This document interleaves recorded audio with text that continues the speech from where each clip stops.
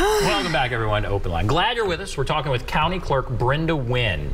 She is, of course, the County Clerk oversees renewing your vehicle registration. And so that's how we come in contact with that office. She's here answering your questions. A couple of calls last segment. And you're really just talking about don't stand in those lines. Right. Use the mail, use a kiosk, try and do some different things. You're trying to streamline the process. We have some calls here. Let's just go to Rob here on the phone. Hello, Rob? Yes. Rob, go right ahead. What's on your mind? Yeah, I was just curious as to what brought about and why Metro employees aren't going to work on Friday. Metro employees are not going to work on Friday. Oh, I don't know. I don't know about that. We're considered Metro employees, and every Friday, unless it's a holiday, the expectation is that we will be there at our main branch from 8 to 4:30. Our office, our employees are required to be in their seats when the doors open at 8 o'clock. Because we start serving people at 8 o'clock. People line up outside our doors before 8 o'clock. This morning, I think I pulled into the lot at 7:40, and when I walked up to the door, there were 7 or 8 people already in the line. Every Friday, we are there from 8 to 4:30. Our branches are open from 9 to 5, and our staff are there before the doors open. So. It's not our Metro employees who aren't working on Friday. We work on Fridays, every Friday. And obviously, so there's not a Metro-wide thing like that. No, it's not. Yeah, not at all. Yeah, perhaps there's some locations where people are working, doing shift work or something like that, but doesn't apply to us. And there's certainly nothing as far as COVID that's keeping you all, not from coming into the office. You guys are coming into the office now. Absolutely. And all of that. And I know that there may be some other offices who have employees who are doing a hybrid schedule. And so perhaps that's what you're hearing about. There are some employees who still do hybrid schedules, but we don't. We have since May of 2020, because we closed down in order to get the office retrofitted, and we were closed to the public for about 6 weeks, but it took that long to get things set up for us to serve. And once we got things set up to serve, we have been there, except for times when COVID has run us back out, and that's only been I think 2 or 3 times. And they're opening at 8 in the morning. So you're opening at 8 in the morning. We open at 8 o'clock every morning at our Howard office building. Our branch locations, which are the 5 that I mentioned. South Police Precinct, Boathammer Police Precinct, Hermitage Police Precinct, Green Hills, and our Madison location, they all open at 9 o'clock. You want to talk about notary. So yes. That's something you all do. What is it? How do you do it? Kind of what's going on with notary? People who are notaries are authorized by the state to, what they basically do is confirm that documents that are signed by people who are legally entitled to sign them. They notarize or officially approve that these folks have officially signed. The new change this year is that notaries now can solemnize marriages, and so what we're seeing is an increase in the number of people who are becoming notaries. Again, notaries work in legal offices and mortgage offices, at banks. The UPS store has notaries where people can come in, and what they do is, again, notarize signatures, and you have to, they notarize signatures in the present, documents have to be signed in their presence, and so they have license to do that. So a lot of people doing notary. A lot of people doing notaries. All right, let's go to Zeta. Oh, wait. Let's go there to Zeta. Hello, Zeta. Hey, y'all. Yeah, yes, ma'am. I've heard that if you have a Dolly Parton tag and if you cut all the lights off in your driveway or something and use a flashlight, if you see a patch over her right eye, you will not be pulled over for speeding in the state of Tennessee. Is that true? I'll hang up and take your answer offline. That sounds like a lot. I'm completely unaware of that. Not sure that because I would like that tag. I mean, if that's true, I would like it. But if you have to turn the lights off in, but then you put a flashlight on it. Then you put a flashlight on it. So maybe a police officer would do that. In the dark? But what about in the day? Right. Would you get the ticket during the day? And I just think that's just another one of those conspiracy theories that I've never heard of, that I don't think is true at all. No.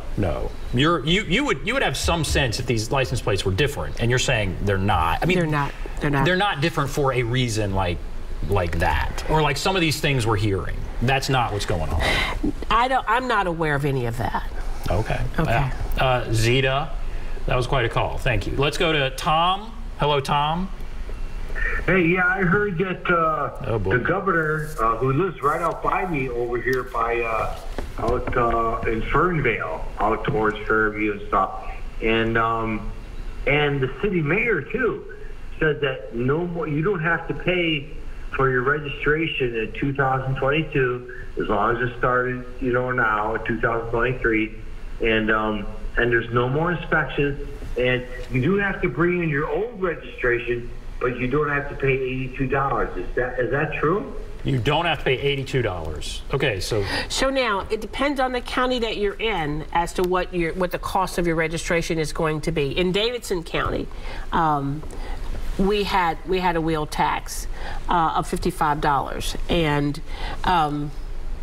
there was an additional fee attached to the registration last year. However, the state this year waived their registration fee, which was $23.75.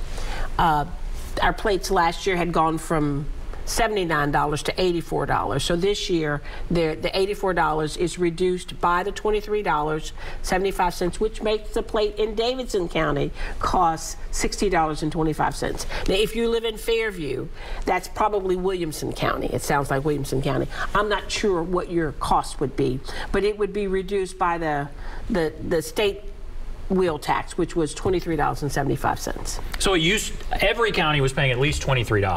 At least $23.75. Yeah, $23.75. It's possible if there's not some charge that there wouldn't be if the county isn't putting some charge on there, the state's not putting any charge. Right. So what he's saying could be true. It could be. It's not true in Davidson County. I don't know. I don't know what it is in another county. You don't know about other counties, but in Davidson County, that's not the case. Absolutely. Right. Is there any talk about raising things in Davidson County? Is there any talk about the state coming back? I hope not. Well, reinstating that $23? Well, Is there any talk about that? In all likelihood, that fee will probably go back into place at some point in time in the future. I don't know. I don't get to decide. And perhaps the folks in our legislature will understand that it's been it's been helpful for people to not have to pay that fee.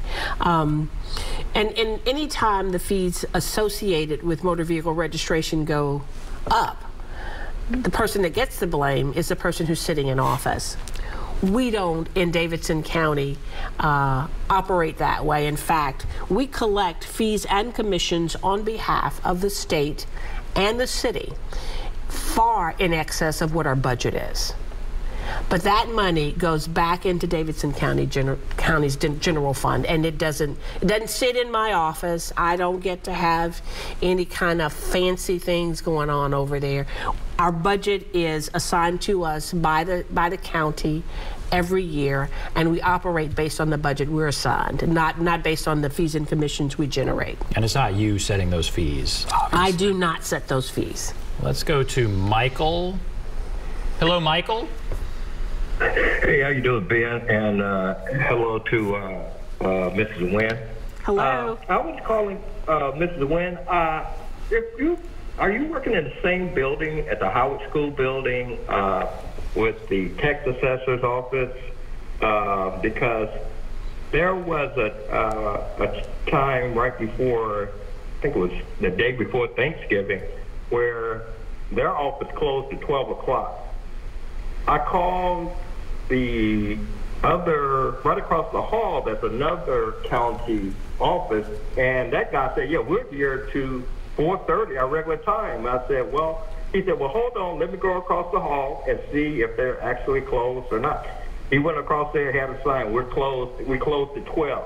And I said, I guess somebody has special treatment over another Metro employee group. And he said, yeah, that doesn't make any sense. And I want to ask you, why is that like that? Why do some departments you can count on, especially the day before Thanksgiving, which is not a holiday, why they would be closed, but your department seems like they will open the regular time the day before Thanksgiving, and it should be more of a uniform thing, I think, and I just want to hear your response to that, and thank you.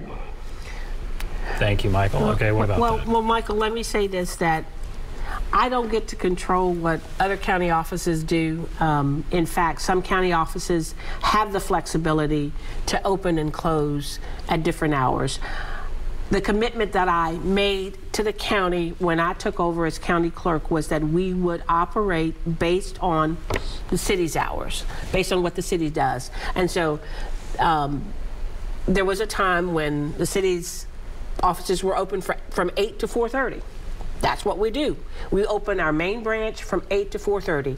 Those branches outside of the downtown area, we open from 9 to 5 because we just thought that opening just a little bit later, staying open just a little bit later would help people access the services better. The day before Thanksgiving, we were open from 8 to 4:30 or 9 to 5, our regular hours. We did not close early. I will admit that I worked part of the day that day. I left the office at about 2 o'clock that day because I went home to do some cooking. But I own up to that. You know, we are, and our goal is to always be there for you to access our services, again, when you need to. I know that some people would probably love for us to be open on Saturdays. I wish we could, but we haven't been able to figure that out. And so we will always be there Monday through Friday, 8 to 4:30 or 9 to 5. You can count on that. Very good. Okay. All right. Thank you. Thank you for that question, Michael. All right. We're going to take a break. We'll come back, continue our discussion. You do business licenses, and maybe that's an interesting sort of window into our city and that kind of thing. So maybe I'll ask you about that. We'll take a break. If you want to call in, there's the number, 615-737-PLUS, 615-737-7587. Take a break. We'll be back right after this.